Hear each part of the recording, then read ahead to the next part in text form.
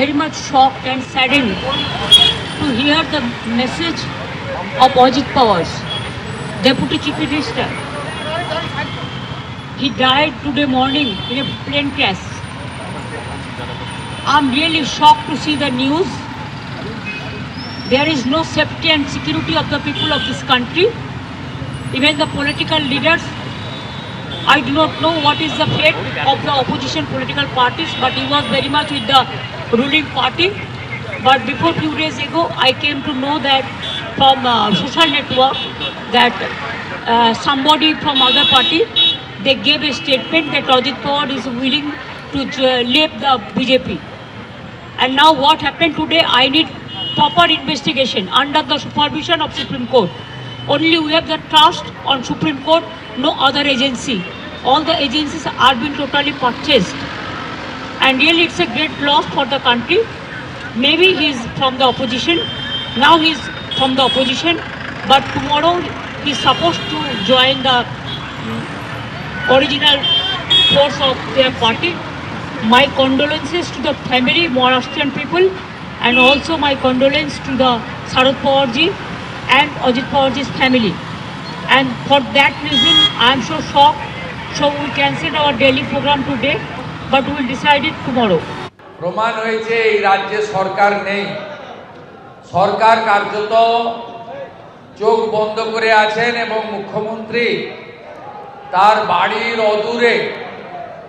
অদূরে এই ঘটনা ঘটার পরেও তিনি একাধিক আনন্দ অনুষ্ঠান, রাজনৈতিক কর্মসূচি, আইপ্যাক প্রণীত নানা ধরনের নির্বাচনী নাটক ড্রামাতে অংশগ্রহণ করছেন, কিন্তু আনন্দপুরে তিনি যাওয়ার একবারও সময় পাননি, পরিবারগুলোর খোঁজ নেওয়ারও সময় পাননি।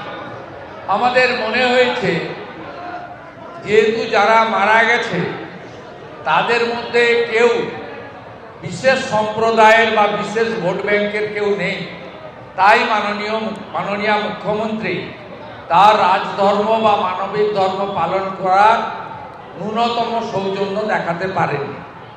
প্রথম দিন থেকে সোনারপুর, যাদবপুর এলাকার বিজেপির কর্মীরা, নেতৃত্বরা অসহায় পরিবারগুলোর পাশে দাঁড়িয়েছে। মিসিংদের ডায়েরি করা থেকে পূর্ব মেদিনীপুর, উত্তর 24 পরগনা, পশ্চিম মেদিনীপুর থেকে পীড়িত নিখোঁজ পরিবারগুলিকে থাকার ব্যবস্থা, তাদের যত্ন বা যেটুকু তাদের সাধ্যমতো পাশে দাঁড়ানোর সে কাজ তারা করেছে। ভারতীয় জনতা পার্টির পক্ষে বিধায়ক অশোক দিন্দা তিনি লাগাতার গত দুদিন ধরে ওখানকার স্থানীয় পুলিশ প্রশাসনের সঙ্গে কথা বলে পরিবারগুলিকে নিয়ে তারা যা যা করণীয় ডিএনএ থেকে শুরু করে সব কাজটাই করছে এবং মাননীয় রাজ্য সভাপতি শ্রমিক ভট্টাচার্য এবং আমি সহ প্রমুখ নেতারা তারা অশোক দিন্দার সঙ্গে আমরা রীতিমতো যোগাযোগ রেখেছিলাম।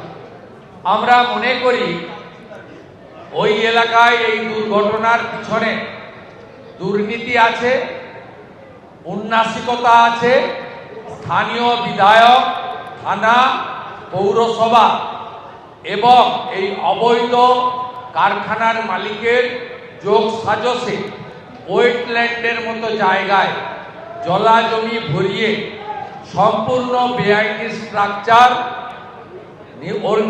নির্বাপক লাইসেন্স না রেখে এই ঘটনা ঘটানো হয়েছে এবং একাধিক ঘটনা গত কয়েক বছরে হওয়ার পরেও এই সরকার এবং অগ্নি নির্বাপক দপ্তর কোনো তার শিক্ষা নেয়নি, সংশোধন হয়নি।